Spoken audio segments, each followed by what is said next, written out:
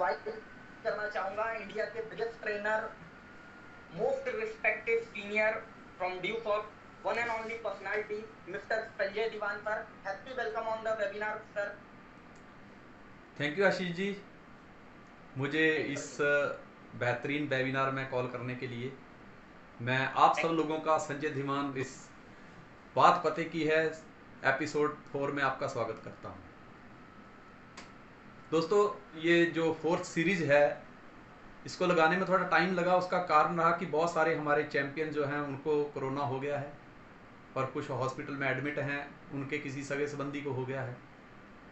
मैं इंतज़ार कर रहा था कि वो जल्दी से जल्दी ठीक होकर घर पे आएँ, फिर हम ये 4th सीरीज का इनॉग्रेशन करेंगे।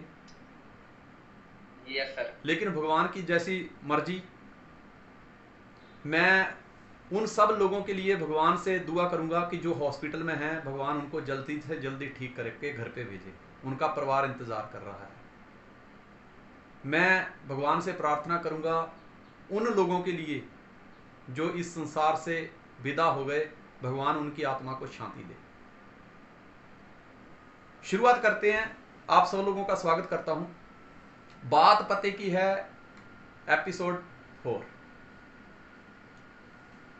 क्या होता है कि एक बार एक इंसान को चोट लगती है, वो डॉक्टर के पास पहुंचता है।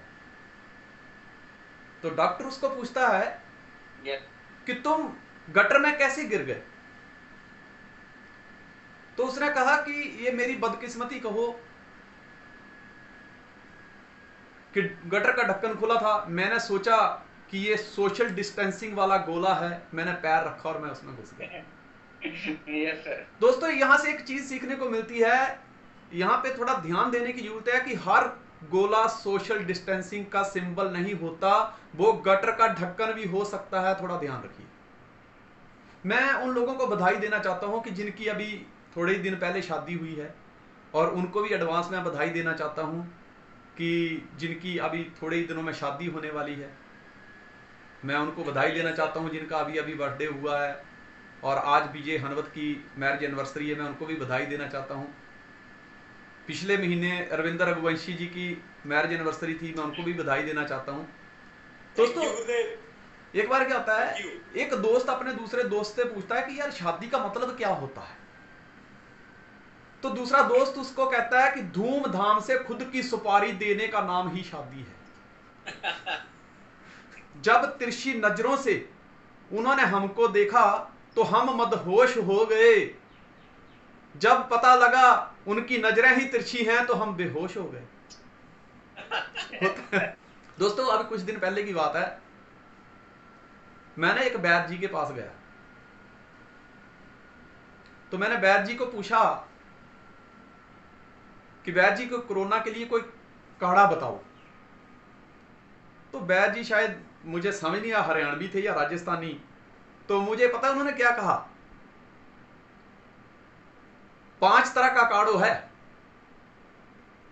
पहलो, पूरा लॉकडाउन घर में ही काढ़ो। दूजो, थोड़ा टाइम परिवार के वास्ते काढ़ो। तीजो, जितो जरूरत हो बीतो ही रुपयो बैंक से काढ़ो।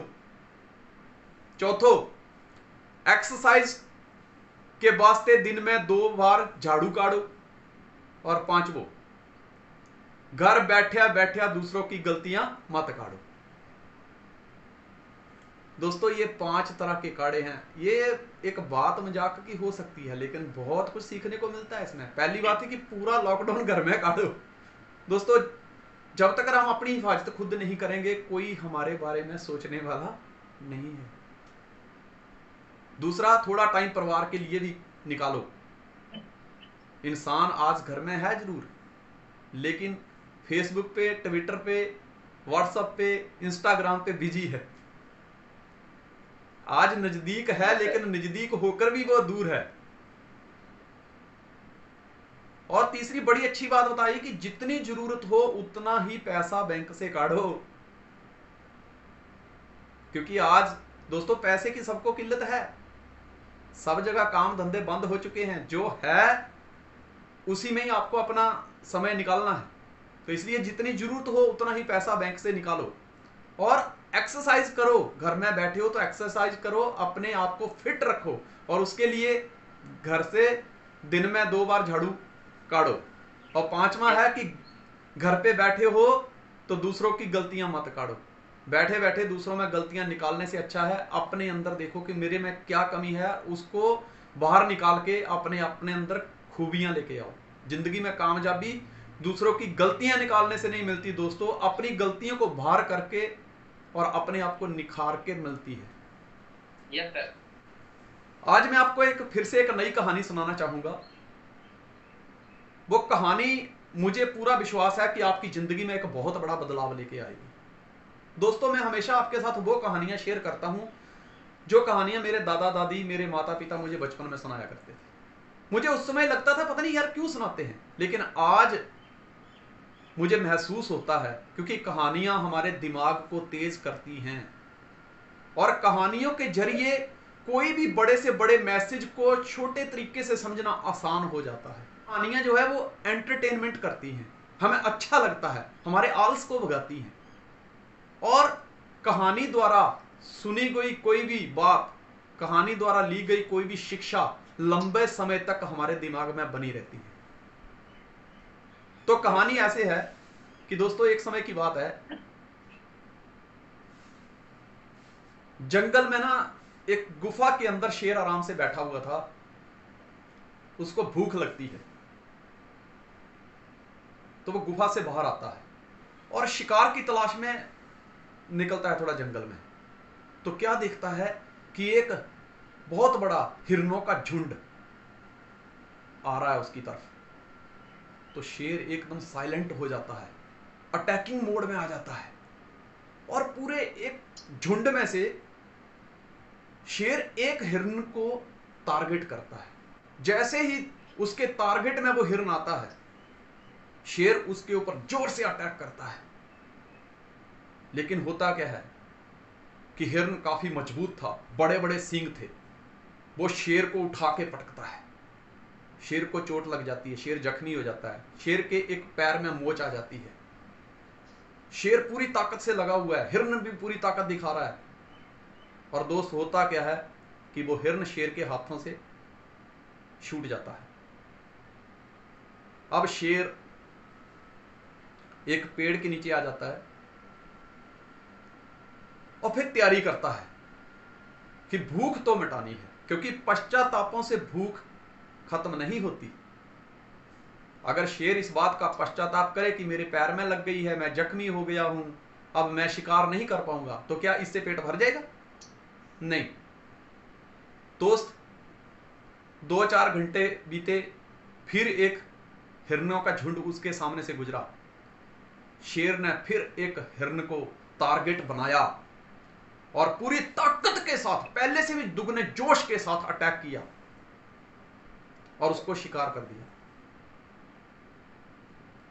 और ये सारा माजरा एक सियारों का झुंड, सियार मतलब गीदड़ों का झुंड, एक सियारों का झुंड उसको फॉलो कर रहा था। किसको? शेर को।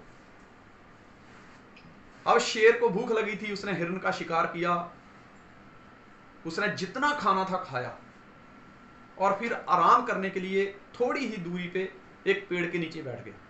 सियारों का झुंड आया, सामने खूंखार शेर था, लेकिन उनको भी भूख लगी थी।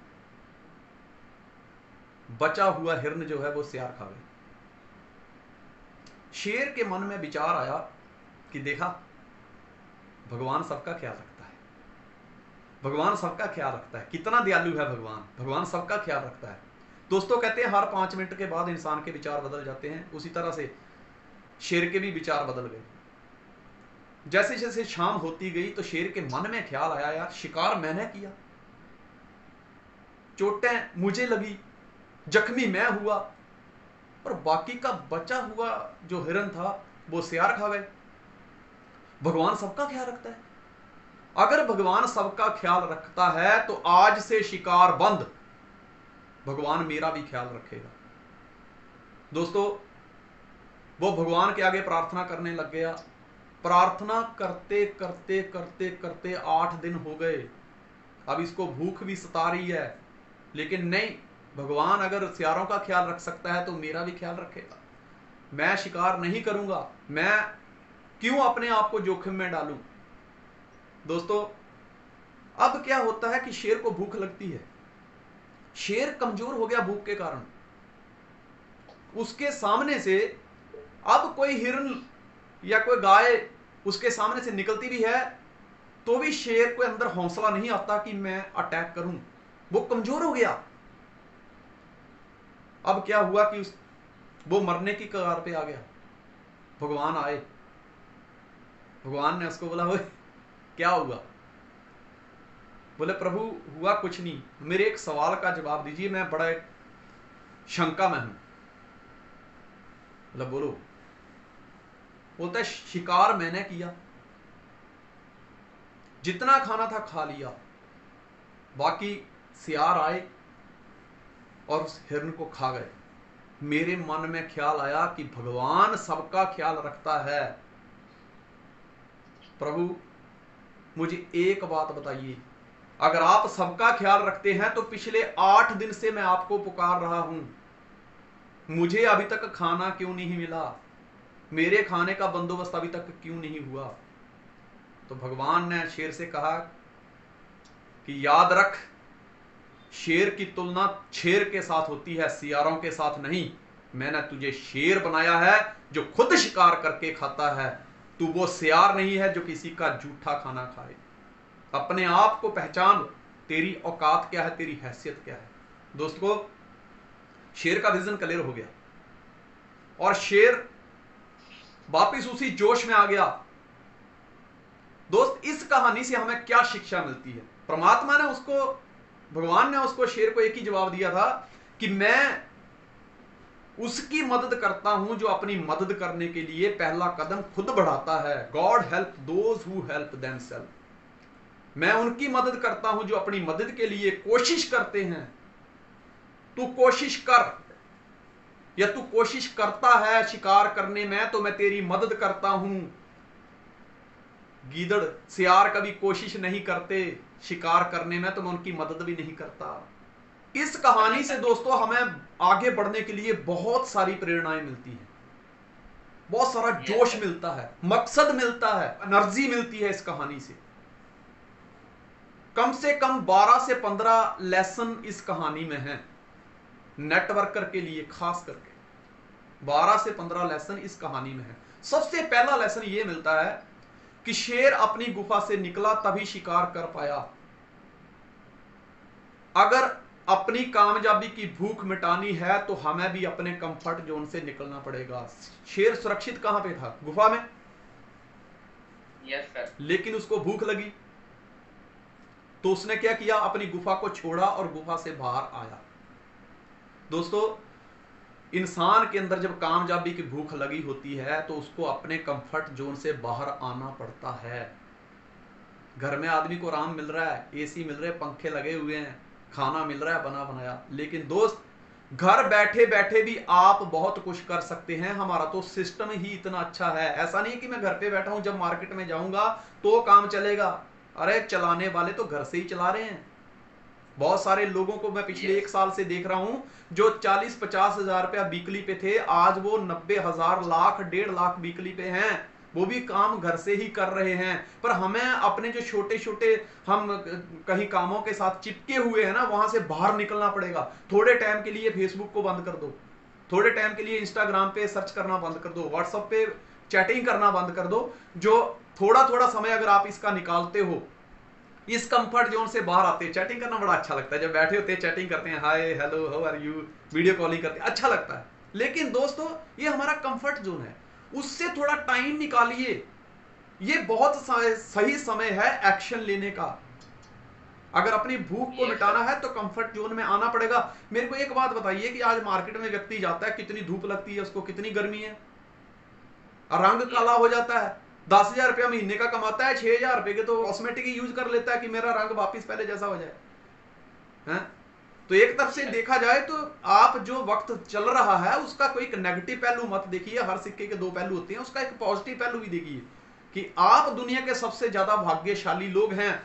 मैं खास करके नेटवर्कर को यह कहना चाहता हूं, आप दुनिया के सबसे ज्यादा भाग्यशाली लोग हैं कि जो घर पर बैठकर भी अपना काम बखूबी कर रहे हैं और वो अपनी इनकम को बरकरार रखे हुए हैं। इससे बढ़िया काम और क्या हो सकता है? पर थोड़ा समय तो हमें निकालना पड़ेगा। जहाज जो है ना समुद्र के किनारे सुरक्षित है, लेकिन वो उसके लिए नहीं बना। पानी में डूब सकता है, लेकिन दोस्तों समुद्र के किनारे पे रहेगा तो वो उसके लिए जहाज बना ही नहीं है। अगर वो किनारे पर ही खड़ा रहेगा तो उसको बनाया ही क्यों गया? जिंदगी में कामयाब होने के लिए थोड़ा तो हमें अपने कंफर्ट जोन से बाहर निकलना पड़ेगा। मेरे दादाजी हमेशा कहते थे, बेटा ये जो मनुष्य शरीर है ये एक मिट्टी का शरीर है, और इसको जितना पकाएगा ना मटके की तरह उतना ही सुकून देगा तेरे को। मिट्टी का जो मटका होता है, जब उसको आग में डाला जाता है उसके बाद वो ठंडा पानी देता है। सोचने वाली बात है, उसको हीट दो तो वो ठंडा पानी देता है। इसी तरह ये हमारा शरीर है, इसको दोस्तों थोड़ा सा दुख दोगे तो आपको सुख देगा, लेकिन अगर इसको सुखों की तरफ लेके जाओगे तो आप हमेशा हर हफ्ते नया ही डॉक्टर ढूंढोगे। इसलिए थोड़ा समय निकालना पड़ेगा कंफर्ट जोन से। शेर अपनी गुफा से बाहर आया, बात को समझिए, उसको भूख लगी थी। हमें भी कामयाबी की भूख है, हमें भी अपने कंफर्ट जोन से बाहर आना पड़ेगा। घर पे बैठे तो इसका यह मतलब नहीं है कि 8 बजे तक खराटे मारते रहो, नहीं। This is the right time. अपने आप को बदलने का यह सबसे सही समय है। अगर ये अपनी औकात देखनी है तो बाप के पैसों का इस्तेमाल करना छोड़ दो। आज एक व्यक्ति, मेरे बच्चे बात कर रहे थे कि पिताजी विदेशों में क्या होता है, एक बच्चा जब 14, 15 या 16 साल का होता है तो उसके माँ बाप उसको खर्चा देना बंद कर देते हैं। मैं क्या, इसीलिए विदेश जो हैं, बाकी अदर कंट्रीज जो हैं वो इंडिया से 50 साल आगे हैं। लेकिन इंडिया के अंदर एक आदमी की शादी होती है, 25 साल का हो जाता है, जब उसकी पत्नी ससुराल गई होती है, लड़के को लेने जाना होता है तो बाप से पैसे मांगता है, मुझे पैसे दो। हमारी पढ़ाई ऐसी कर दी गई है कि 25, 26, 27 साल तक तो बंदा पढ़ता ही रहता है। Yes sir. पर दोस्त एक चीज अंडरस्टैंड करो, मैं ये कहना चाहूंगा कि आज हमारी टीम में जितनी भी हैं वो 16 प्लस ही हैं, 16 साल से ज्यादा ही हैं।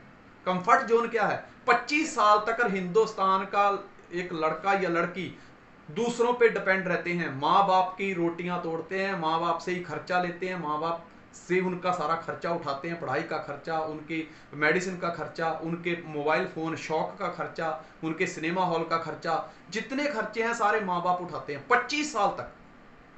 अब सोचने वाली बात है ये है कि उस व्यक्ति को अगर ये कहा जाए कि तू जूम पे एक मीटिंग लगा, या अगर लॉकडाउन खुल गया है बाहर मार्केट में जाके काम कर, तो घर से नहीं निकलेगा। क्यों? क्योंकि 25 साल तक जिस व्यक्ति को घर पे बैठे बैठे सुविधाएं दी गई हों, 25 साल बाद अगर उसको धक्का देके ये बोला जाए जा तो मार्केट में जाके काम कर, क्या कर पाएगा वो? मुश्किल है ना। उस कंफर्ट जोन से बाहर आना ही उसके लिए बहुत बड़ी समस्या है। लेकिन मैं हमेशा कहता हूं, अगर अपनी औकात देखनी है तो बाप के पैसों का इस्तेमाल करना छोड़ दो, पता चल जाएगा हमारी हैसियत क्या है। खुद कमाओ। लेसन नंबर 2, यहां से दूसरी बहुत अच्छी हमें शिक्षा मिलती है कि शेर ने हिरणों का एक झुंड देखा, झुंड मतलब बहुत सारे हिरण थे, लेकिन शेर ने एक समय में एक हिरण को टारगेट किया। उसने झुंड को टारगेट नहीं किया, एक हिरण को टारगेट किया और पूरी ताकत उस पर लगाई।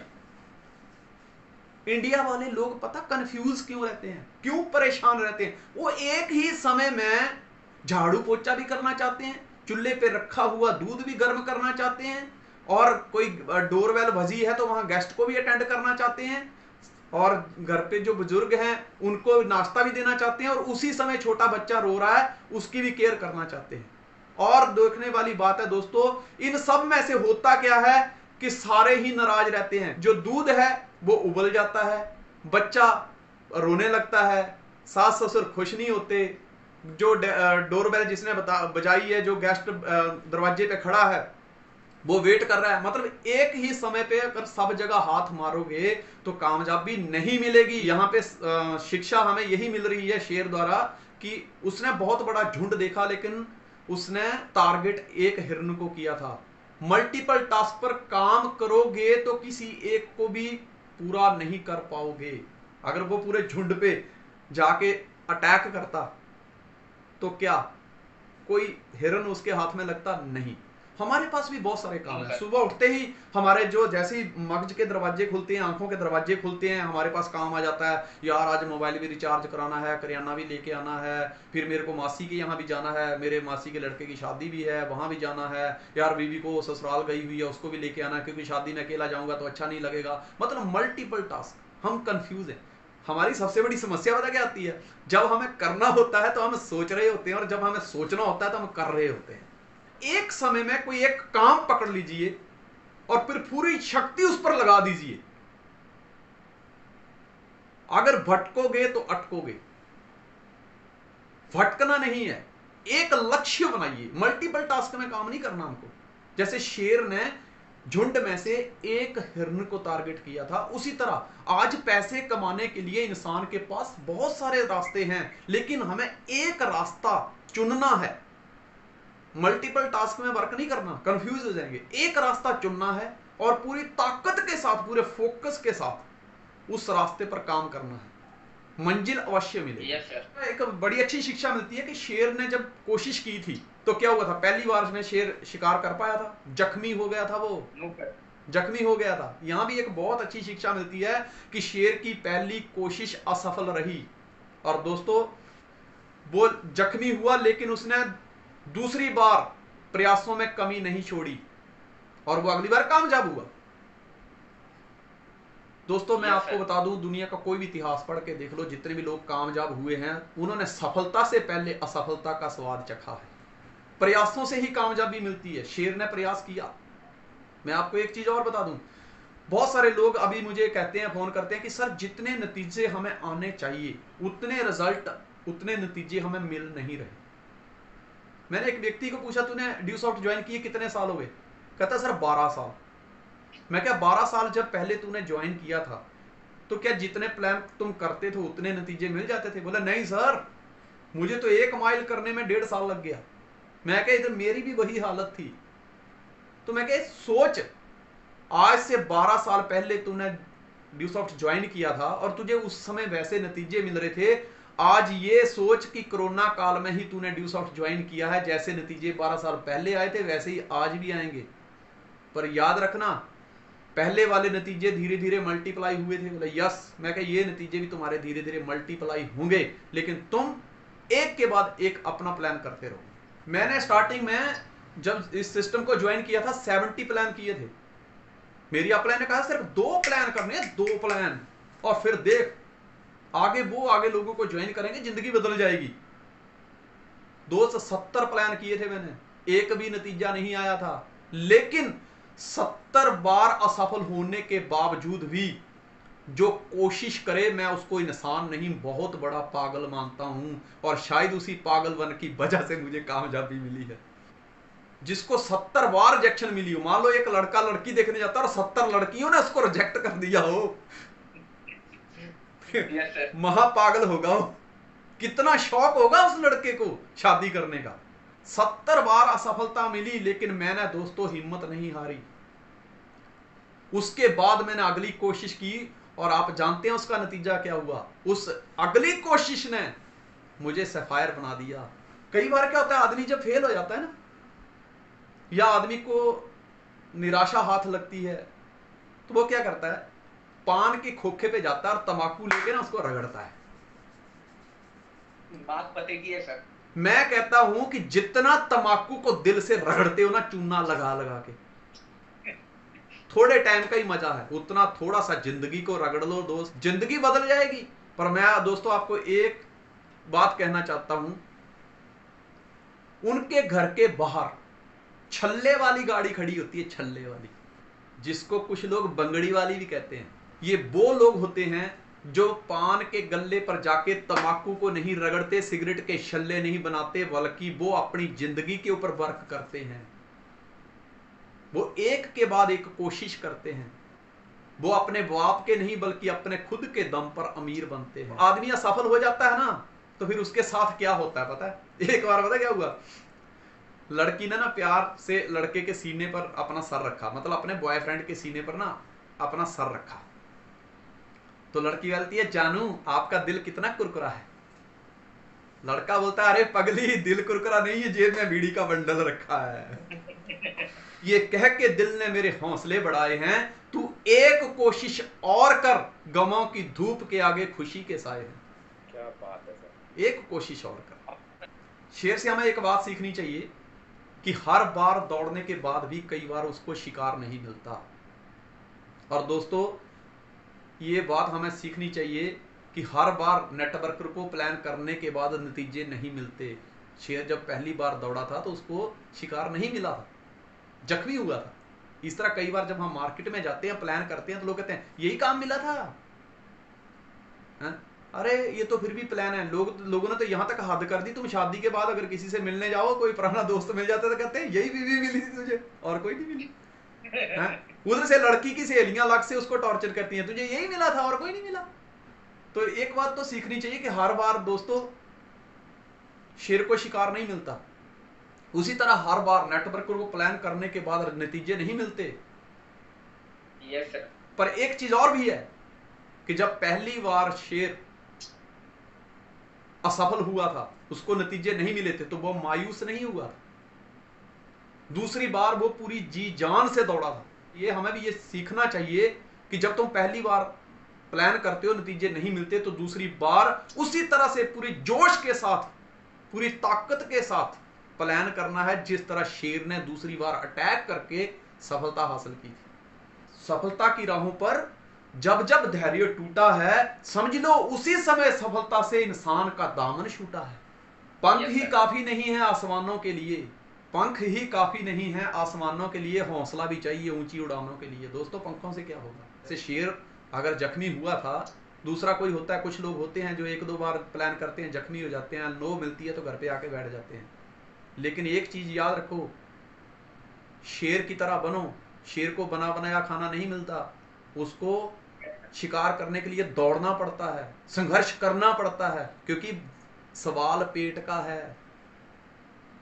यहाँ पे ये सोचिए कि जब आप प्लान करने जाते हो तो आपका भी जिंदगी का सवाल है, आपका भी फ्यूचर का सवाल है, आपकी आने वाली जनरेशन का सवाल है।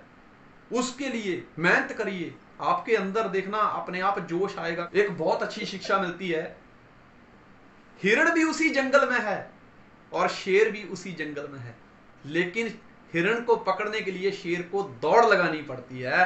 दोस्तों, उसी तरह से आपके नतीजे भी आपके इर्द गिर्द ही हैं, लेकिन उन्हें हासिल करने के लिए आपको प्लान करना पड़ेगा। बना बनाया कभी कुछ नहीं मिलेगा। बैठे बैठे सिर्फ एक चीज मिलती है, बुढ़ापा, जो किसी को पसंद नहीं है। बहुत ही अच्छी शिक्षा मिलती है कि शेर को जितना शिकार खाना था उसने खा लिया, बाकी का सारे सियार खा गए। दोस्तों, यहाँ पे शेर का हृदय कितना विशाल नजर आता है। सीखने वाली बात है। कहता है help others then you succeed, law of compensation. कहते हैं अगर आपको अमीर बनना है तो जो और अमीर बनना चाहते हैं लोग, उनको ढूंढिए और अमीर होने में उनकी मदद कीजिए, आप भी अमीर हो जाएंगे। हमारा काम तो दोस्तों पानी पूरी जैसा है, अगर फूल गया तो पूरी, नहीं तो पापड़ी तो है। मतलब आपकी मेहनत कभी भी व्यर्थ नहीं जाती है। अगर आपको अपने हाथ लाल करने का शौक है तो लोगों के हाथ लाल करना शुरू कर दीजिए, आपके अपने आप हो जाएंगे। अगर आपको कामयाब होना है, कामयाब होने का शौक है, तो दोस्तों जो लोग आज कामयाबी के लिए जूझ रहे हैं, जो बेरोजगार हैं, उनको कामयाब कर दीजिए, आप खुद कामयाब हो जाएंगे। दूसरों की मदद करके आप अमीर बन सकते हैं। लेसन नंबर 5, घटिया सोच, पैर की मोच और दिल का खोट आपकी तरक्की के लिए सबसे बड़ी बाधाएं हैं। अब शेर क्या सोच रहा था कि मैंने शिकार किया और सियार खा गए, आज से शिकार बंद। उस समय शेर की सोच निम्न स्तर पर आ गई थी। वो सोच रहा था अगर भगवान सियारों का ख्याल रख सकता है तो मेरा भी रखेगा। उसके दिल में खोट आ गया था कि शिकार मैं करूं और खाएं सियार, और वो इस फैसले पर पहुंच गया कि आज से शिकार बंद। कहते ना, ऊंची मंजिल पर जाना है तो सोच को भी ऊंचा करना पड़ेगा। मैं आपको ये संदेश देना चाहता हूं कि कभी भी आपको अगर चिंता सता रही है, आपके दिमाग में कुछ मान लो कि ऐसे ख्यालात चल रहे हैं, उस समय ये सोचिए कि आपको मोटिवेट करने वाला कौन है। जब इंसान चिंता में होता है आफ्टर 40 ईयर, दोस्तों उस इंसान को दो ताकतों पे बड़ा भरोसा होता है। एक वो भगवान पे बड़ा भरोसा करता है, दूसरा अपनी औलाद पे कि यार मेरी जिंदगी इतनी बीत गई, अब बच्चों को पढ़ाते हैं और जिंदगी में कुछ बचा हुआ जो मेरा काम है वो मेरे बच्चे कर लेंगे, मैं इनको पढ़ा देता हूँ, अभी उनके ऊपर खर्चा करता है। लेकिन जब औलाद आगे अच्छी ना निकले तो इंसान की हिम्मत टूट जाती है। दोस्तों आज हम उस स्तर से गुजर रहे हैं। माता पिता आज 40 से ऊपर जा चुके हैं, उनके लिए सबसे बड़ा सहारा हम ही हैं। ठीक है, उन्होंने जो हमारे पर स्ट्रगल किया है, मेहनत की है, खर्चा किया है, उनके सपने पूरा करने का टाइम आ गया है। अभी अपनी सोच को डगमगाने का टाइम नहीं है।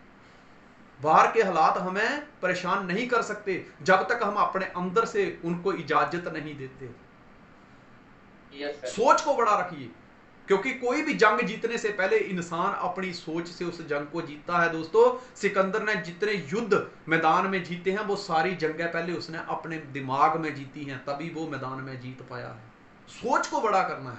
शेर की यहाँ पे सोच निम्न स्तर पे आ गई थी, हमको सोच को बड़ा करना है। दोस्तों शेर सिर्फ अपने लिए काम कर रहा था, शेर सिर्फ अपने लिए स्ट्रगल कर रहा था, अपने लिए दौड़ रहा था। लेकिन हम सिर्फ अपने लिए नहीं दौड़ रहे, हमारे पास परिवार भी है, हम अपने बच्चों के लिए भी दौड़ रहे हैं, समाज के लिए दौड़ रहे हैं, टीम के लिए दौड़ रहे हैं, सपनों के लिए दौड़ रहे हैं, अपने माता पिता भाई बहन की हेल्प करने के लिए दौड़ रहे हैं। इसलिए सोच को बड़ा रखिए।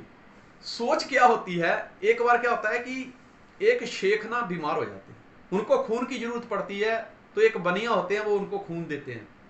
शेख की तबीयत ठीक हो गई तो शेख ने बोला यार क्या बात है, इस बंदे ने मुझे खून दिया, इसको कुछ बदले में गिफ्ट देना चाहिए। शेख बहुत मोटी पार्टी थी, उसने बनिए को ना एक मर्सिडीज गिफ्ट करी कि आपकी वजह से आज मैं बच पाया हूं, आपने मेरी जान बचाई है, वरना सब कुछ यहीं छूट जाता।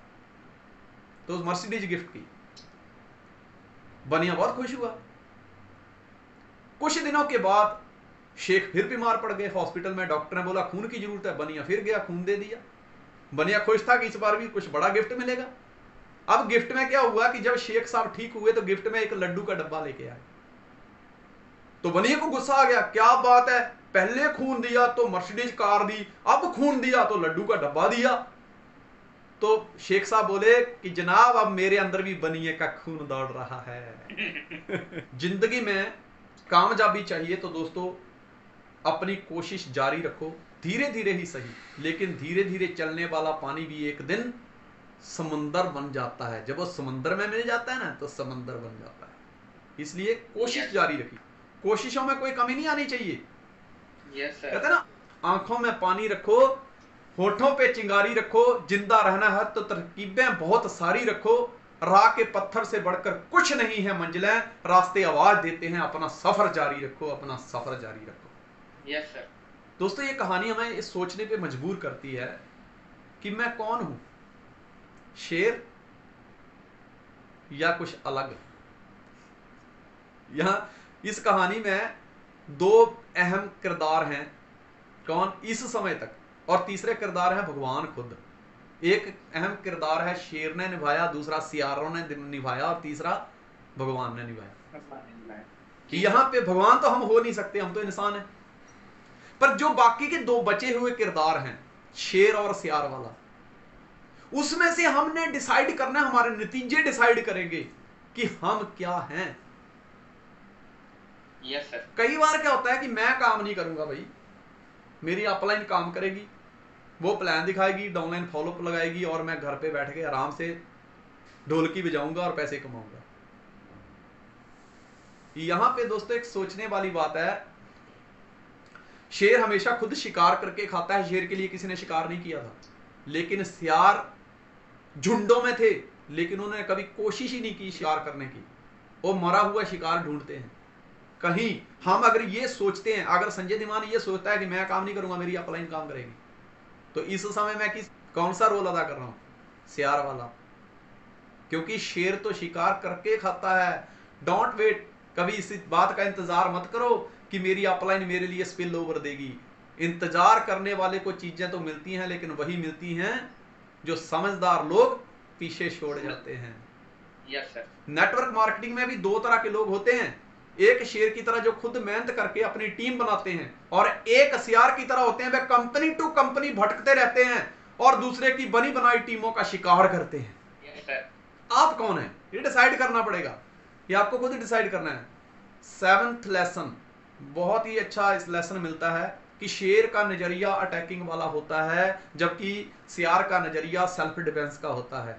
शेर हमेशा शिकार करता है, शेर जख्मी हुआ उसके बावजूद भी उसने शिकार किया, और ये सारा नजारा सियार देख रहे थे, वो झुंड में थे लेकिन उन्होंने कोई कोशिश नहीं की, क्योंकि वो हमेशा डरते हैं कहीं जबड़ा टूट गया तो, कहीं सामने से हम ही शिकार बन गए तो। दोस्तों इसी तरह से क्या होता है, नेटवर्क मार्केटिंग में भी कुछ लोग इस तरह के होते हैं, वो जहां भी जाते हैं नतीजे लेकर आते हैं, वो शेर की तरह है, नतीजे लेकर आते हैं।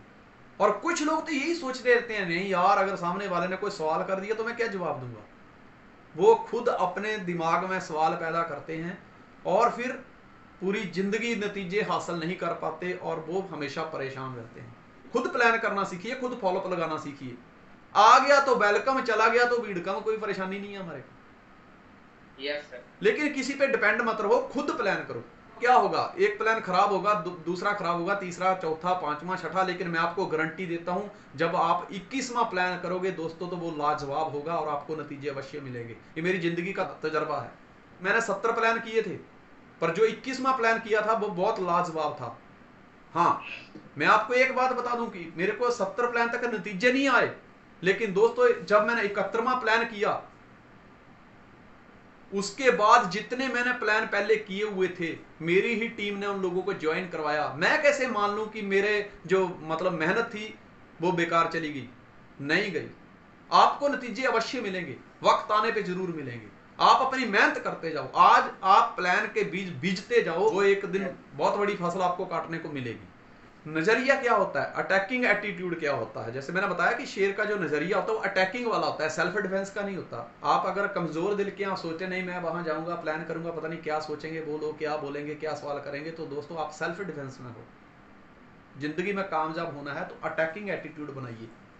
ऐसे ही लोग दुनिया में राज करते हैं, वही लोग फतेह करते हैं। जो कामयाब हुए हैं उनके एटीट्यूड को देखो कि उनका नजरिया कैसा था। एक बार क्या होता है, नजरिए के ऊपर बात कर रहा हूं, कि दामाद जो है वो 14 दिनों से ससुराल में रह रहा था। तो सासू मां ने पूछा बेटा वापिस कब जाओगे, बहुत दिन हो गए, वापिस कब जाने वाले हो? तो दामाद ने पूछा क्यों, आपकी बेटी भी 10-10 महीने मेरे पास रहकर आती है, मैं तो कुछ नहीं बोलता। बोले बेटा वो आपके साथ ब्याह ही गई है ना, उसका आपके साथ शादी हुआ है। तो कहता है मेरा कौन सा अपहरण हुआ है, मेरी भी तो शादी हुई है। अगला लेसन हमें यह मिलता है कि अपनी अपलाइन काम और प्लान पर श्रद्धा शेर की तरह रखो, जैसे शेर ने भगवान पर रखी थी। 8 दिन तक भूखा रहा, वो सियारों के लिए खाना जुटा सकते हैं तो मेरे लिए भी जुटाएंगे। सारे काम धंधे छोड़ के भगवान को याद करने लग गया। दोस्तों यानी कि कहीं ना कहीं शेर को विश्वास था कि मेरे बुलाने पर भगवान अवश्य आएंगे। दोस्तों इतनी श्रद्धा जब हमें अपने अपलाइन के ऊपर, हमें अपने सिस्टम के ऊपर और अपने प्लान के ऊपर आ जाती है तो दोस्तों हमें कामयाबी अवश्य मिलती है। Yes sir. विश्वास रखिए अपने अंदर, श्रद्धा पैदा करिए अपने अंदर। दोस्तों मैं आपको बताऊं कि 2010 में ना मुझे, मेरी वाइफ और छोटे ब्रदर टीएस दीवान उनकी वाइफ को एक ही दिन में डेंगू हो गया। हम एडमिट हुए हॉस्पिटल में। 3 दिन के बाद हमें होश आया तो मुझे डॉक्टर ने कहा कि दीवान जी आपके प्लेटलेट गिर गए हैं। डॉक्टर ने कहा आप ना जल्दी से जल्दी, जितना जल्दी हो सकता है ब्लड का इंतजाम करिए, दीवान जी आप खतरे में हैं। मैंने कहा मतलब? कहता आपका ब्लड ग्रुप ओ नेगेटिव है और ऐसे ब्लड ग्रुप वाले लोग भगवान ने बहुत कम बनाए हैं, तो आपका तो ब्लड मिलना बहुत मुश्किल है। दोस्तों मेरे चेहरे पे मुस्कान आ गई। डॉक्टर मुझे कहता है क्यों हंस रहा है? मैं क्या, मेरे जैसे लोग भगवान ने अगर कम बनाए हैं ना, तो दोस्त एक बात बता दूं कि मेरे जैसे इंसान को भगवान जल्दी मारेगा भी नहीं, क्योंकि मुझे कुछ अच्छा करने के लिए भेजा है। और दोस्त मैं आपको बताऊं, दूसरे दिन मेरे प्लेटलेट ने जंप किया, 26,500 हो गए और 4 दिन के अंदर अंदर वो 80,000 से ऊपर चले गए। तो क्यों? ये एक श्रद्धा थी, मैंने खुद भगवान के ऊपर श्रद्धा रखी। क्या बात है, भगवान ने अगर मुझे दुनिया से अलग बनाया ना तो जल्दी नहीं उठाएगा। तो दोस्तों ऐसी श्रद्धा रखिए अपनी अपलाइन पर, अपने सिस्टम पर। भटकने की जरूरत नहीं है। भटकोगे तो अटकोगे, जहां हो सही हो। आप ऐसा मत सोचिए कि फलां कंपनी वाला बहुत पैसे कमा रहा है, इसको छोड़ के अपन उसमें चले जाते हैं। भैया वो भी लोगों को, अपने लोगों को आपके बारे में बता रहा है कि ये वाले बहुत कमा रहे हैं, हम ऐसा तो इनके इधर चले जाते हैं। सब ऐसे ही कर रहे हैं, एक दूसरे को मोटिवेट कर रहे हैं, लेकिन आप रियल में कमा रहे हैं। विश्वास, श्रद्धा। दुर्योधन ने श्री कृष्ण की पूरी नारायणी सेना मांग ली थी और अर्जुन ने केवल श्री कृष्ण को मांगा था। उस समय भगवान श्री कृष्ण ने अर्जुन की चुटकी लेते हुए कहा, हार निश्चित है तेरी, हर दम रहेगा उदास। माखन दुर्योधन ले गया, केवल शास बची तेरे पास। अब श्रद्धा देखिए क्या होती है। कृष्ण ने कहा, अर्जुन हार निश्चित है तेरी, हरदम रहेगा उदास। माखन दुर्योधन ले गया, केवल शास बची तेरे पास। तो अर्जुन ने कहा, हे प्रभु जीत निश्चित है मेरी, दास हो नहीं सकता उदास। माखन लेकर क्या करूं जब माखन चोर है मेरे पास।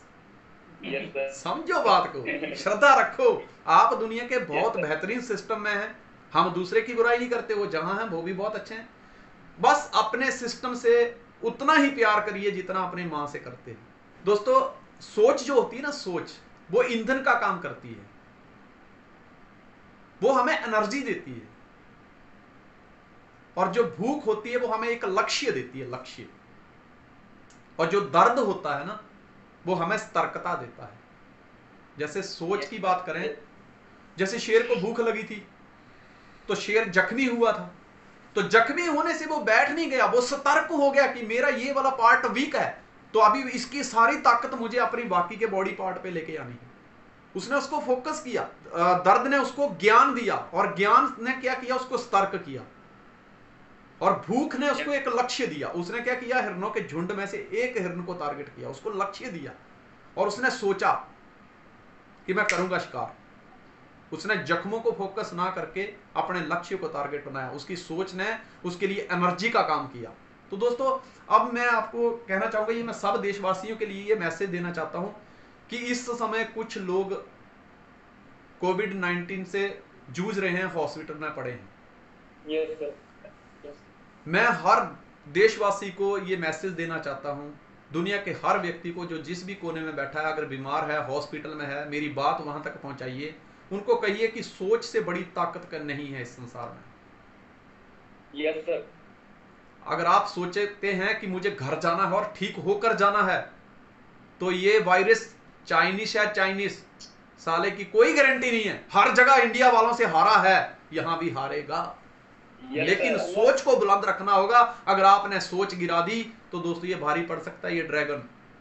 Yes, sir. सोच को बुलंद कीजिए, आपके ऊपर देखिए दवाई का असर होने शुरू हो जाएगा। अमेरिका में एक बार क्या होता है, दो चोरों को पकड़ा जाता है, एक को फांसी होती है और दूसरे को बोला जाता है कि तुझे एनाकोंडा का दंश मराया जाएगा।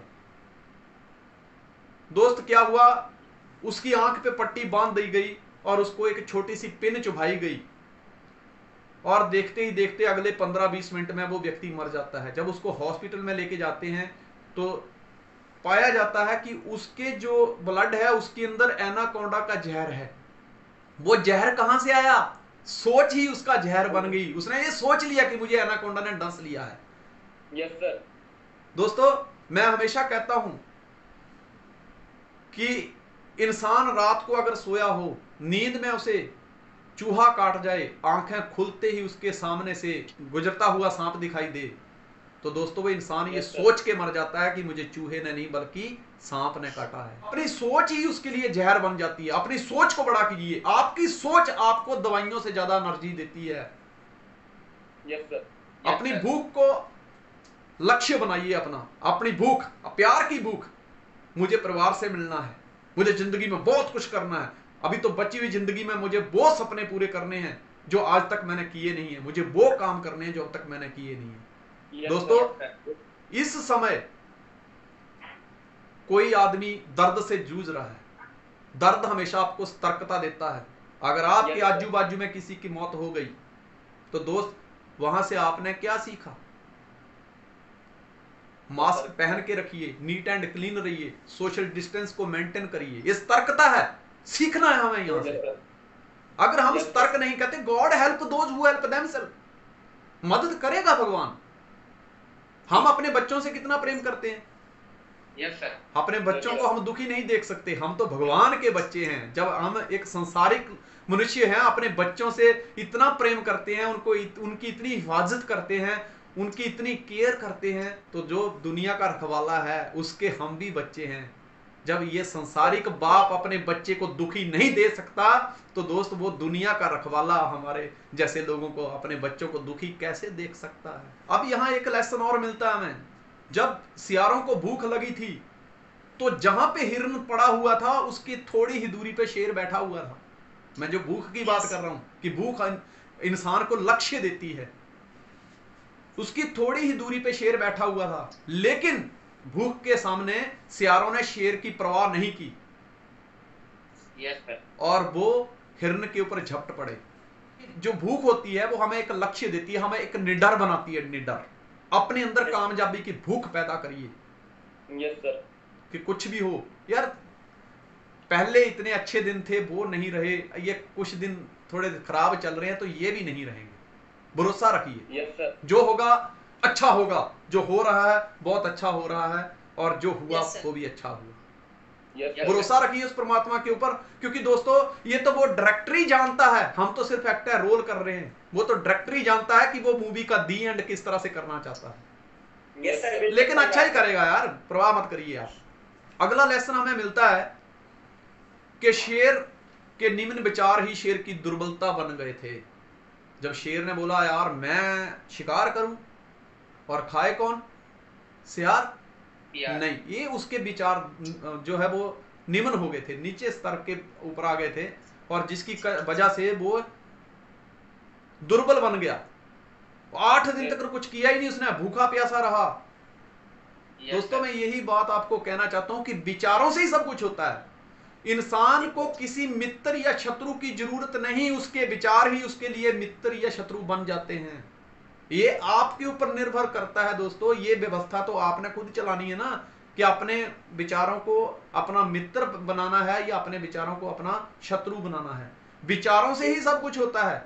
दुनिया को बड़े बड़े ऊंची सोच वालों ने चेंज किया है। Big thinker always change the world. बड़े सोच वाले लोग ही दुनिया को बदलते हैं।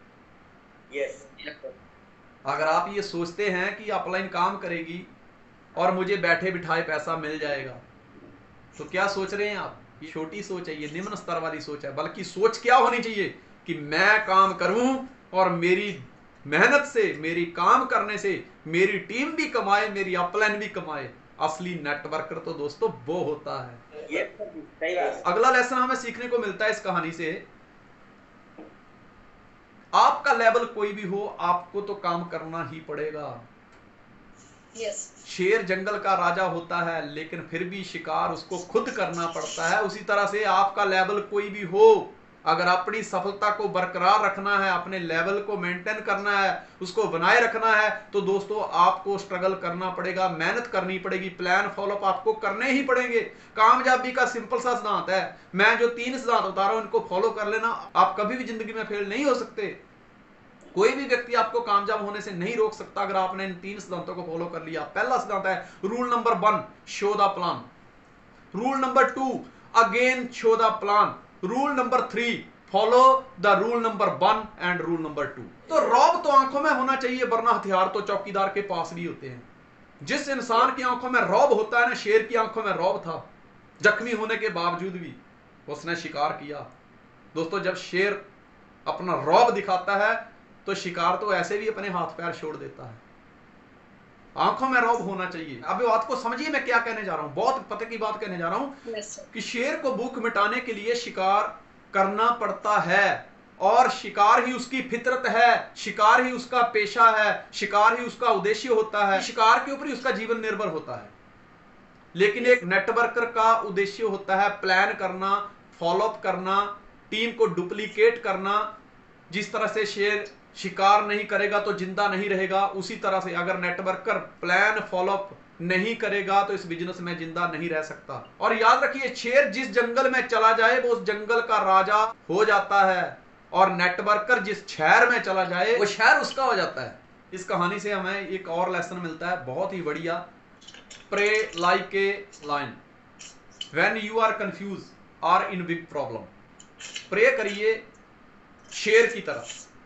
जैसे शेर जब कंफ्यूज हुआ था तो उसने प्रे की थी। प्रे करिए, प्रे का जिंदगी में बहुत बड़ा रोल है। मैं आपको बताता हूं, बहुत ही महान ग्रंथ जिसे हम गीता कहते हैं, उसका निर्माण हुआ। युद्ध से पहले भी अर्जुन को ज्ञान दिया गया, कथा सुनाई गई, यानी कि युद्ध के मैदान में भी पूजा की गई, भगवान को याद किया गया। याद रखिए, आप जो भी काम करते हैं भगवान को याद करिए, प्रे करिए। God will give you the best answer. Pray like a lion when you are confuse और in big problem, God will give you the best answer. परमात्मा आपको हमेशा अच्छा आंसर देगा। कबीर साहब ने कहा, 5 पैर धंधे गया, 3 पहर गया सोए, 1 पहर हर नाम बिन मुक्ति कैसे होए। कबीर साहब ने कहा है कि 5 पैर धंधे गया, तो जो दिन के 5 पहर होते हैं उसमें तू काम करता रहता है। 3 पैर गया सोए, और 3 पैर तक सोए रहता है। 1 पैर हर नाम बिन मुक्ति कैसे हो। अगर 1 पहर, इनमें से 1 पहर भी तू अगर भगवान को याद नहीं करता है, जिसने तुझे इस सृष्टि पर भेजा है, इतना सुंदर शरीर दिया है, जिसके लिए देवता तरस रहे हैं, प्रार्थना कर रहे हैं कि हमें भी मनुष्य जन्म मिले तो हम भी कोई कर्म कर लें, लेकिन तू अगर उसके लिए, जिसने तुझे परमात्मा ने इस पृथ्वी पर भेजा है, उसके लिए 1 पहर भी बंदगी नहीं करता है, तो तू याद रख, तेरी इस संसार से मुक्ति कैसे होगी। भगवान द्वारा दिया गया सबसे बढ़िया मैसेज। भगवान को जब याद किया था शेर ने, भगवान आए तो भगवान ने एक बात बोली थी। क्या बोली थी? कि देख, तुझे मैंने शेर बनाया है, अपनी तुलना किसी दूसरे के साथ मत कर, तू दूसरों से भिन्न है। तुझे मैंने सियार नहीं बनाया, तुझे मैंने शेर बनाया है। बात चली तो ये पूछा कि चांद से सुंदर कौन? हम गलती से गुलाब बता बैठे, झुंझलाए वो इस कदर, झटके से अपना नकाब उठा बैठे। दोस्तों, जब भगवान ने कहा कि तू याद कर, तू उन सियारों की तरफ मत देख, मैंने तुझे शेर बनाया है, और शेर की तुलना शेर के साथ होती है, सियारों के साथ नहीं। तो शेर भी झुंझलाया और दोबारा शिकार करने के लिए तैयार हो गया। दोस्तों, अपनी तुलना किसी के साथ मत कीजिए। चांद की तुलना आप सूर्य के साथ नहीं कर सकते। चांद अपनी जगह सुंदर है, सूर्य अपनी जगह है, दोनों के अपने अपने काम हैं, अपनी अपनी शक्तियां हैं। इसलिए आप हैं, अपनी तुलना किसी दूसरे व्यक्ति के साथ मत कीजिए। अगर आप अपने से निम्न स्तर वाले व्यक्ति से अपनी तुलना करोगे तो दोस्तों हंकार पैदा होगा, ईगो पैदा होगी कि देखा, उससे तो मैं अच्छा हूं।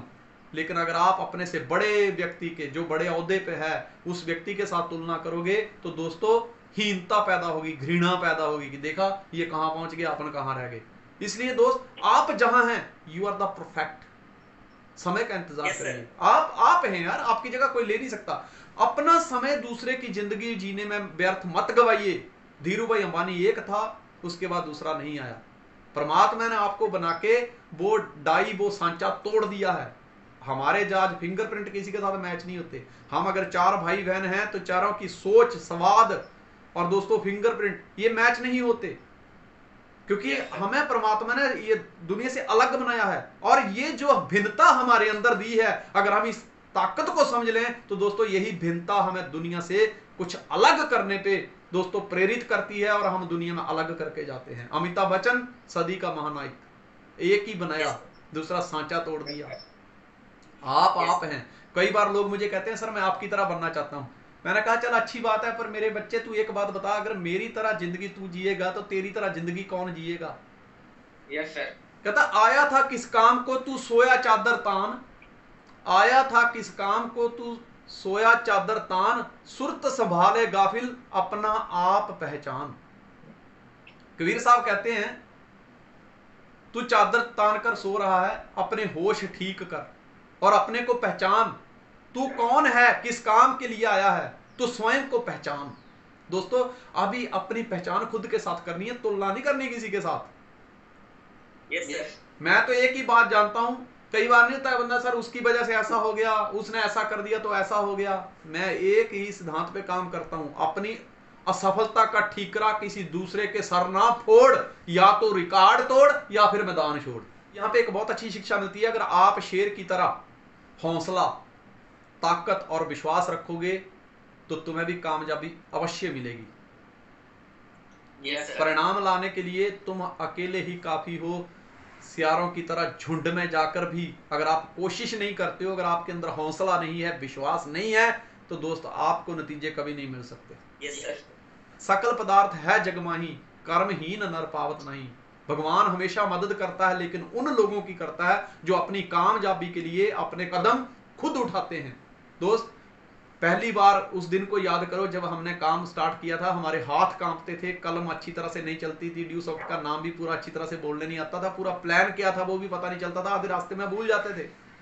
लेकिन हमने कोशिश करी और यहां तक पहुंच गए। कहते हैं God help those who help themselves, परमात्मा मदद करेगा आपकी आगे बढ़ने में, लेकिन खुद कोशिश करिए, प्लान करने की कोशिश खुद करिए, आपको तरक्की मिलेगी।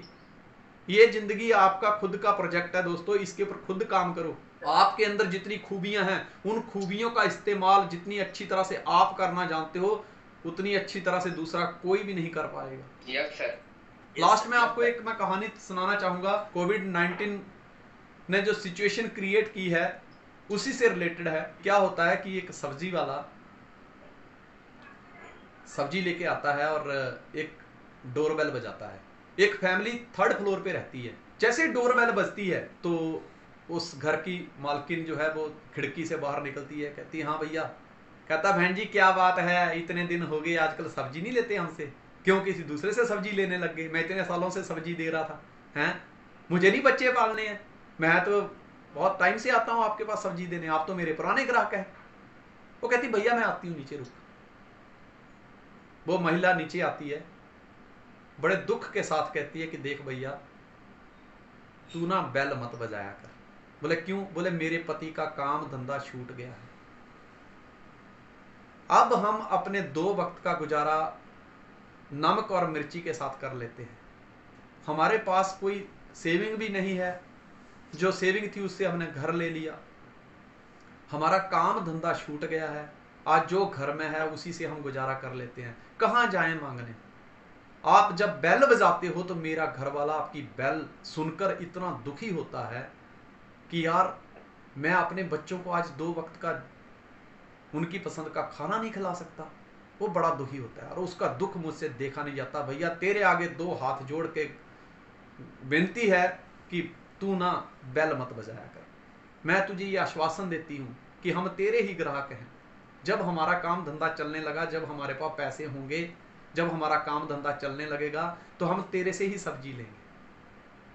दोस्तों सब्जी वाले की आंखों में आंसू आ गए।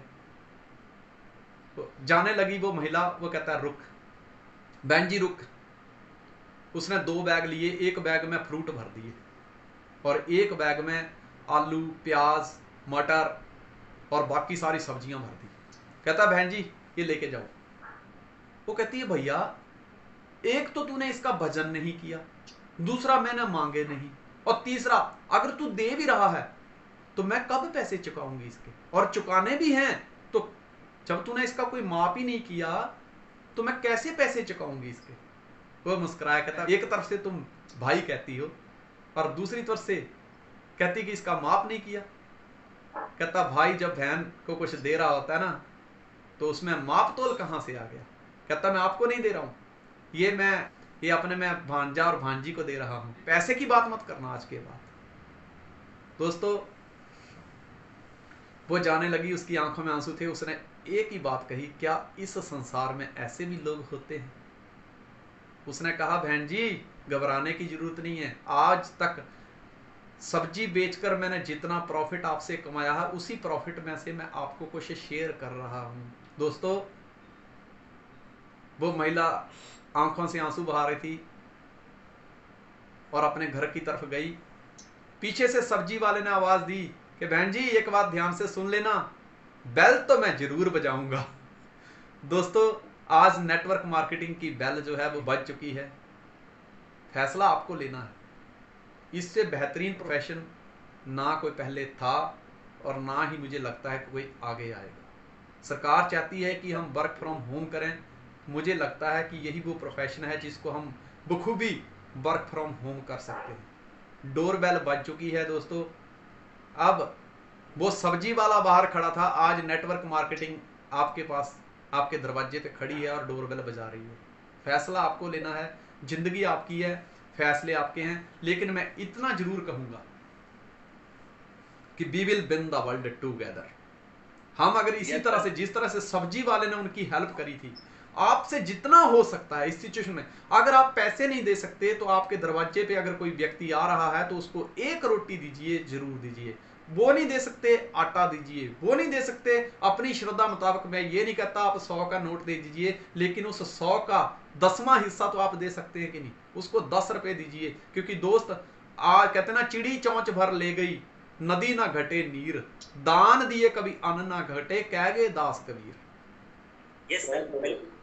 समझ लीजिए कि आप जो आज बांटेंगे दोस्तों, उस दरगाह में वही मिलने वाला है, उस परमात्मा के पास हमको वही मिलेगा।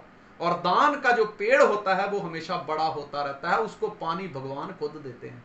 इसलिए जो भी आपके आजू बाजू में आपको जैसा भी लगता है, आप जिस तरीके से उनकी मदद कर सकते हैं, और कुछ नहीं कर सकते तो दोस्तों, सोशल डिस्टेंसिंग का मतलब है थोड़ी दूरी बना के रखना, उसके साथ हाथ नहीं मिलाना, गले नहीं मिलना। लेकिन दोस्तों फोन पे तो हम बात कर ही सकते हैं यार। आपका एक कॉल उसको मोटिवेट कर सकता है, आपका एक कॉल उसको जिंदगी दे सकता है यार। आपके एक कॉल से अब तक की जो वर्षों की दुश्मनी थी वो मित्रता में बदल सकती है। बस एक बार फोन उठाइए, और अपने कोई भी ऐसा व्यक्ति है तो दोस्त, अपने एक कमिटमेंट लीजिए कि उसके घर पे 2 बार बेल बजानी है, फोन से बेल बजानी है। Yes sir. हाँ तो दोस्त, मैं लास्ट में इतना ही कहना चाहूंगा कि भंवर से निकलकर किनारा मिला है, भंवर से निकलकर किनारा मिला है, जीने को फिर से एक सहारा मिला है। बहुत कश्मकश में थी ये जिंदगी मेरी, उस जिंदगी में अब साथ तुम्हारा मिला है। We will win the world together, stay home, stay safe. जय हिंद, जय भारत, जय ड्यू सॉफ्ट करना पड़ेगा। और ये